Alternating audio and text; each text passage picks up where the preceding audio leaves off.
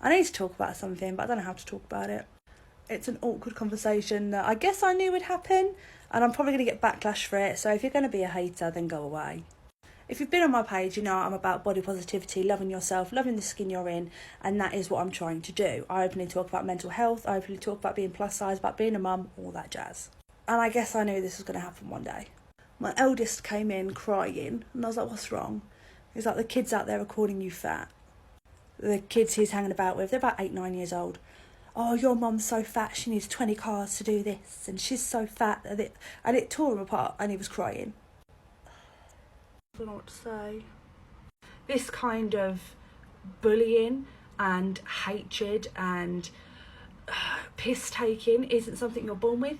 You're not born knowing to call someone fat, to call someone anything. You're not born to take the mick out of someone for their skin colour, their religion, their sexual preference, the way they look. You're not born with that in you. That is something you are brought up around. That is something that you learn through the people around you.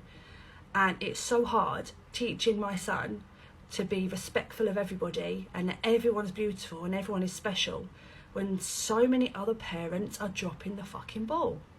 If you want to go through your life judging people and being horrible to people and passing comment on someone else's life choices, lifestyles, anything, then I guess that's down to you, and you live with that in your head, boo-boo. You have that in your head, and you've got to go around being that hateful person. But do you want your children to grow up with that hatred in them as well? Do you want your children to grow up looking at people and falling out with people? And because the world's changing, and that kind of behaviour ain't acceptable anymore. So you're already grown. You ain't going to be on this earth that much longer. Let's be honest, you ain't. So once you're gone and your child is left with your mentality, they're going to have to live their life with the mentality that you gave them.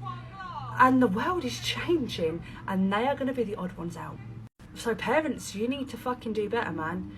I'm teaching my child to love everyone and that everyone is beautiful.